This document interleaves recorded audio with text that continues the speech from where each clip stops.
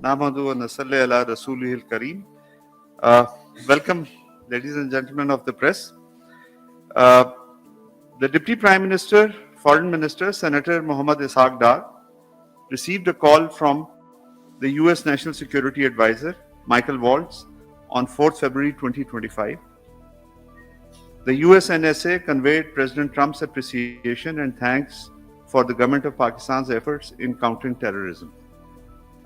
The Deputy Prime Minister, Foreign Minister congratulated the NSA on the assumption of office and reaffirmed Pakistan's commitment to continue its cooperation with the US in the field of counterterrorism. He also appreciated President Trump's announcement to withdraw the US military equipment left behind in Afghanistan. The Deputy Prime Minister also received a telephone call from UAE Deputy Prime Minister and Foreign Minister Sheikh Abdullah bin Zayed Al Nahyan, who conveyed Ramadan greetings to the DPM, leadership and citizens of Pakistan. The two leaders also discussed the results of recent visit by His Highness the Crown Prince of the UAE to Pakistan. Deputy Prime Minister Senator Mohammad Ishaq Dar held a telephone conversation with Denmark's Foreign Minister Lars Rasmussen. Both leaders discussed enhancing cooperation in trade and investment through promotion of public-private partnerships. Additionally, they reaffirmed their commitment to enhance their collaboration on multilateral platforms.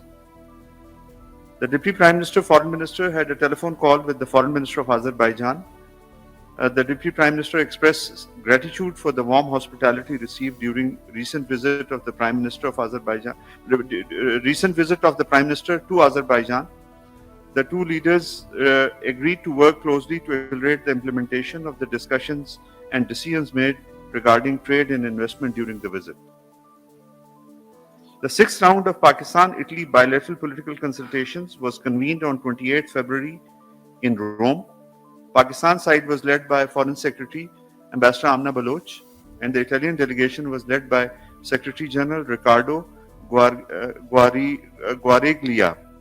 The two sides also, while expressing satisfaction at the positive trajectory of bilateral relations, reaffirmed their commitment to further expand cooperation in the areas of economy, development, agriculture, defense, higher education, and people-to-people contacts. Both sides exchanged views on a number of international and regional issues, as well as reiterated to have close coordination in the multilateral platforms. Pakistan condemns in the strongest possible terms Israel's decision to block critical humanitarian aid from entering Gaza during the holy month of Ramadan.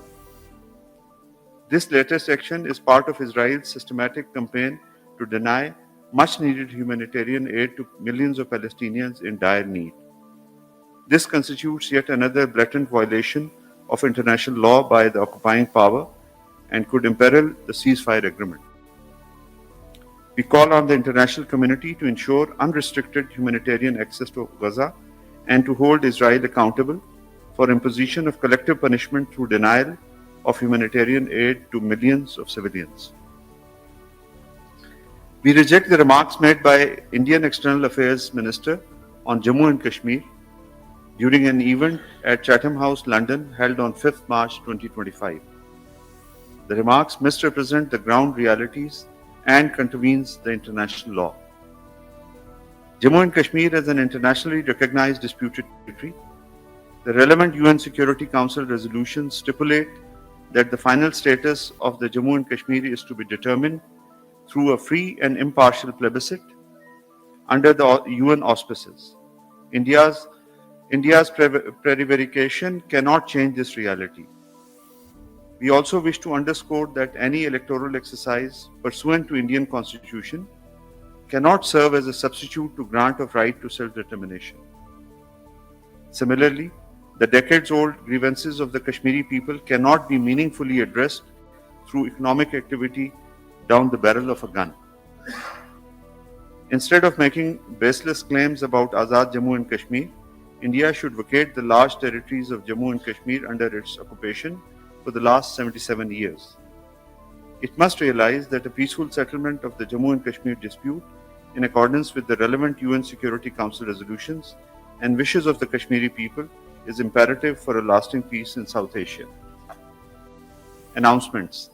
The Deputy Prime Minister and Foreign Minister, Senator Mohammad Ishaq Dar, will travel to the Kingdom of Saudi Arabia to take part in the extraordinary session of the OIC Council of Foreign Ministers, which is set to take place on 7th March 2025 in Jeddah. The high-level meeting will discuss joint actions in response to the deteriorating conditions in Palestine due to the ongoing Israeli aggression, violation of Palestinian rights, and calls for their displacement.